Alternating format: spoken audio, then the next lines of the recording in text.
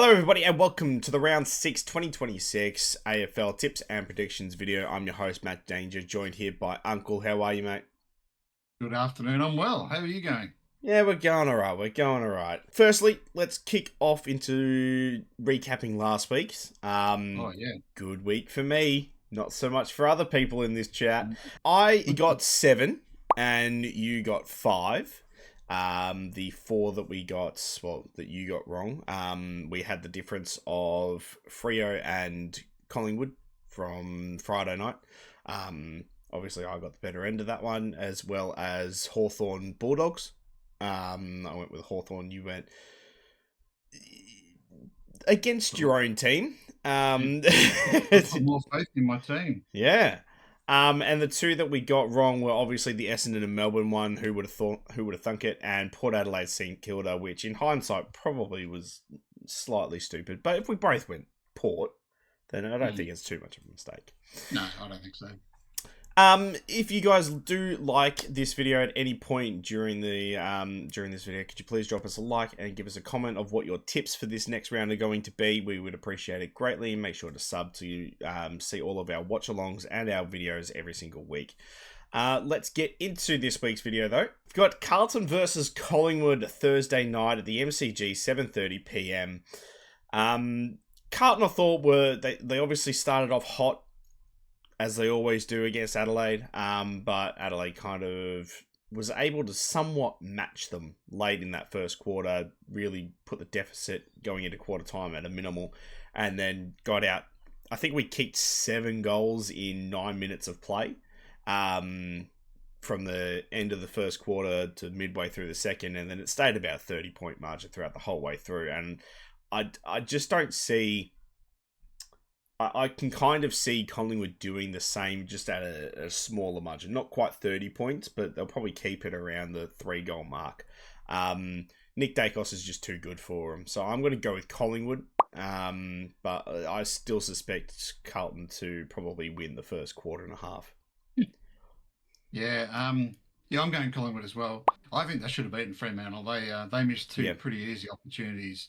Yeah. Maybe even 3 if you include Dacos' shot on the run to really ice that game, and they missed it. So I think they're the better team, form team going into the game. Head-to-head record favours Collingwood 8-2, and the last 5 times at the MCG is 4. And they only ever played the MCG, these two teams. They're historically blockbusters. Not sure 13th versus 16th is a blockbuster anymore, but they tend to go... There's an old rivalry there between these two sides, but Collingwood should get the chocolates for me. I'll go with them. It's probably not on the exact same scale, but it's almost like a showdown. It doesn't really matter where your ladder position are or how you're going throughout the year. Both teams really stand up for this kind of game. Yeah, well, there's a few of those games this round, so this is probably the obvious Victorian showdown game, really. Yeah. Friday night, we've got a double header. The first double header on a Friday night. Fuck off, AFL. 7:20 p.m. at GMHBA, we've got Geelong versus Bulldogs. I think it should be a bit of a cracker. They versed last year with Bailey Stiff, but I can't remember exactly where they versed last year. I think that might have been GMHBA as well. But I wonder if they've got a little bit there still with that kind of rivalry. I know that Bulldogs are missing still a few players. Ed Richards, I think, might be back, but they're still missing Tim English and Liver. Norton won't be there this week either. Butterick won't be there this week either. So the Bulldogs are missing quite a lot of names. So I'm going to go Geelong, and I think probably quite comfortably too. They played really good against West Coast. Yeah, I mean...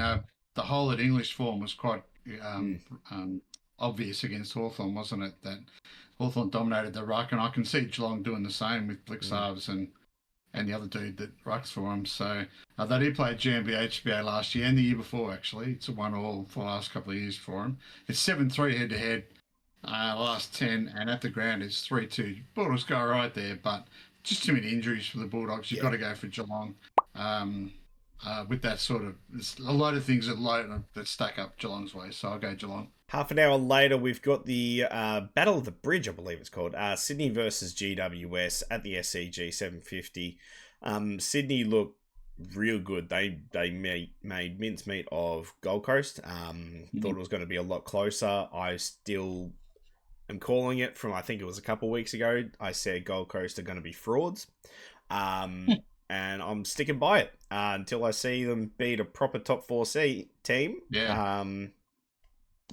You could say Geelong, but I was, again, I think it was Geelong was really bad compared to Gold Coast being really good. I'll go Sydney again. GWS were really good. They looked like they were going to hit some good form. Some players coming back, Bedford notably, and they looked really good again. But it was Richmond, so you don't know how much to take away from this past weekend. So, Yeah. if they can show up against Sydney, maybe even knock them off, I'll consider tipping them throughout the year. But until then, I'm going against them. Yeah, I'm in a bit of a quandary with this on my system, which I'll talk about the system in my Excel sheet every week. But when the teams came out, my system tipped Essendon. So I actually tipped Essendon last week. Um, and my system is telling me to pick GWS this week. There is a head-to-head favour of Sydney 7-3 and 4-1 the last 5 times at the Yeah, SCG as well. Favour Sydney. Everything points to Sydney winning this, but I'm going to have faith in my Excel sheet. I'm going to go GWS. I need to try and catch up with you. I'm yeah, about five yeah, or six behind, I think. So yeah. 5 I'll now. go GWS in a bit of an upset. Start of the Saturday games now. Gold Coast versus Essendon at 1:15 p.m. People First Stadium. Gold Coast for me. I don't think Lightning's going to strike twice with Essendon. They were really good against Melbourne. Really makes question marks of Melbourne season, because I thought people were starting to look at them and go, oh, maybe there's something, but not after the last week. But Gold Coast, I think it had a very off week. We'll see. They're back at home, so they should dominate Essendon, I think. Yeah, Gold Coast for me as well. Head-to-head, Essendon's actually quite comparable. It's 4-5 with a draw. Essendon's way, they've won 5 times and 2-2 and a draw the last 5 times at People First Stadium. So Essendon go all right against the Gold Coast, and on my ratings, they're rated higher than Gold Coast, but it's only the home ground advantage which gets Gold Coast over the line here. So I've got Gold Coast to win by a small margin. I've just got a funny feeling, without looking at my Excel sheet, that they might become bullies this game.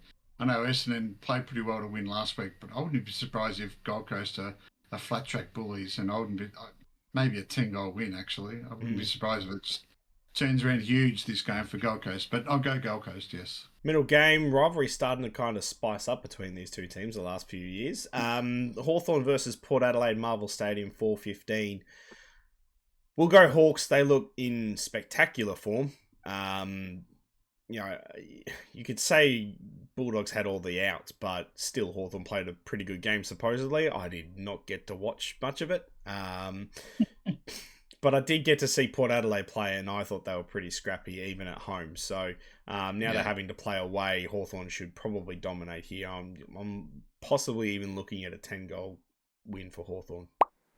Yeah, actually, they've got a good head-to-head record, Port Adelaide. It's the Hawthorn's been a bit of their bitch. It's a 6-4 record for Port Adelaide. And they don't play at Marvel much. They either play in Adelaide or Tasmania, these two teams. So it's only the third time they've played at Marvel Stadium. And Port Adelaide have won both those other games. So the Hawks have never beaten Port at Marvel. So, but you're right. They're probably the form team of the comp at the moment. With the Bulldogs losing last week, they were 4 in a row. But the Hawks have won their last 4 now. So they're probably the form team. They did look pretty good, pretty solid, without being too flashy, so they should be far too good for Port Adelaide. After that, we have Adelaide versus St Kilda, Adelaide Oval, 7:35 p.m. to finish off our Saturday games. First of all, I'm going to back my own team in here. I was pretty happy with them, especially during that 7-goal blitz. I thought we played spectacularly at the start of the second quarter to set us up in a position that we didn't need to try unbelievably hard, especially when the rain came down. It was more so just try and get a stoppage or defend really well. But we played really well.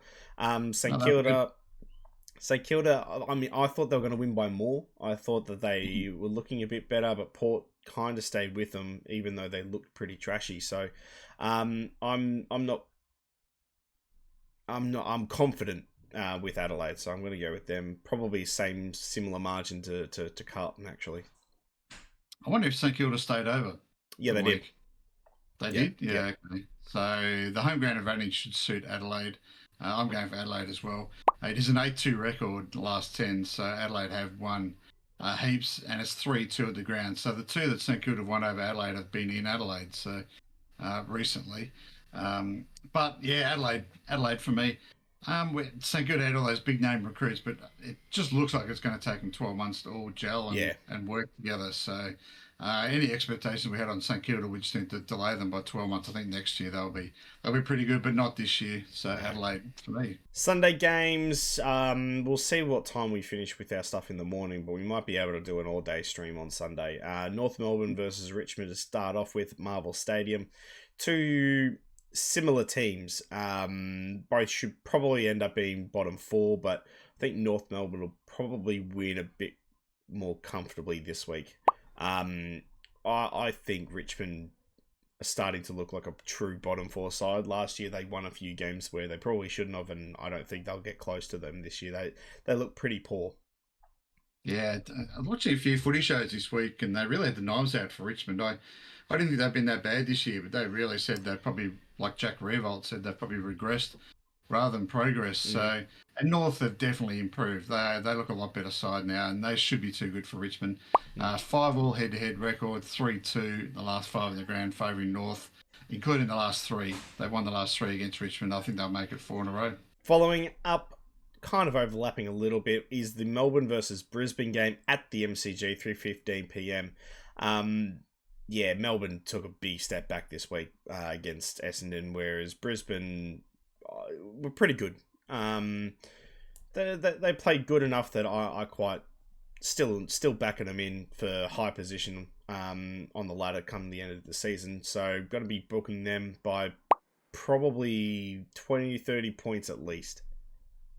Yeah, Brisbane for me. You probably can't, for teams that have won the flag last year, they start later than other teams. It does take them a little while to get rolling, and they've been okay without being exceptionally brilliant, but they've been pretty solid. So they'll just keep chalking up the wins early in the season. They'll be happy with that. Interesting, their head-to-heads.